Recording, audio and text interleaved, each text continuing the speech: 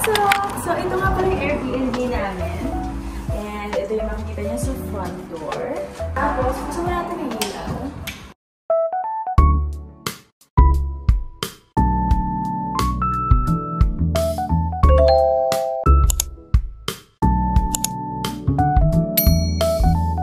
And ito yung living room. Very spacious, very open here, very airy.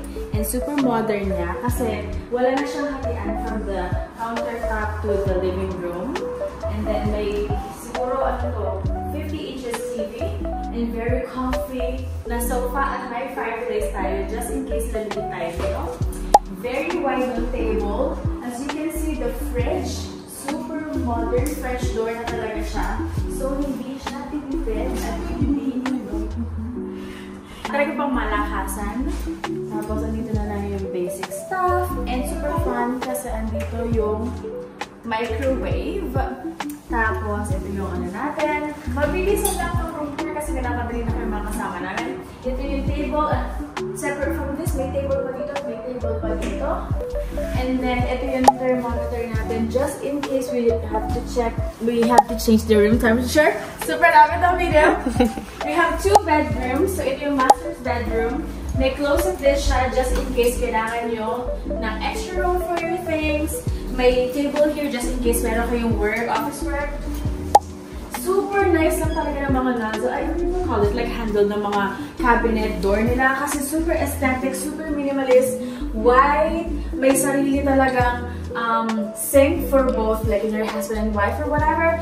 And then, my lights. My lights. Tapos ito ay, ano yan, Catherine? Hindi ko alam kung bakit pinili. Ang alin? Ito.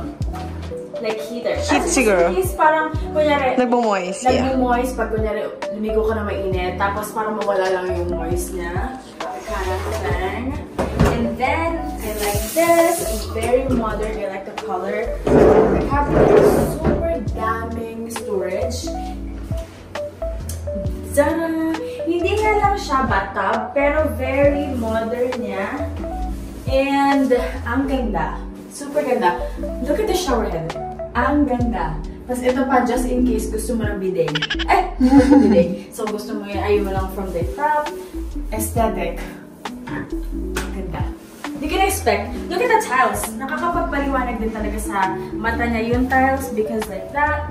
Pero din tayo itong boom. And super daming towel. And I like it. Talagang pinag-isipan yung concept. Both sides ng bedroom may lamp, which is nice. And then, this is the other room, spare room. Ito natin. Again, may another table just in case you'd have to have like a spare room. Meron tayong extra bed sheet. Table, another, bed, oh my god, sorry. And then both lampshade. Maganda rin yung view from outside. And this is the washroom. Para naman sa washroom nito. May flower. Hindi pa siya fresh. Sorry. Tapos, wala na nga lang siyang like this anek-anek. Pero I like yung pagkabilog niya kasi ang laki, ang haba. Ang dami nakikitang, what do you call it? Ang dami nakikitang thing. And then, ito naman may bathtub na siya. There. At yung shower head, normal. Pero mas maganda pa rin sa kabila. And then storage for like, I don't know, sabon and everything. Again, ito ulit yung ginamit nila, which is super nice. Pinag-isipan talaga. And ano pa ba ipapakita natin? I think,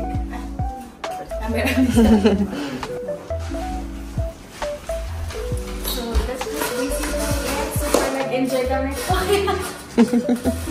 Super happy ba kayo sa bahay? Yes. Ganda na. As in, saka ma-expand yung flora kung floor yung name niya. Nasaan siya? And umalis na siya ate. umalis lang siya. Ganda na. Super bago. Super gusto ko yung talagang modern na talaga. Ang ganda. Saka mas maganda. Nag-complement kasi yung color ng cabinet sa floor. And the island. And the kitchen perimeter. Sorry!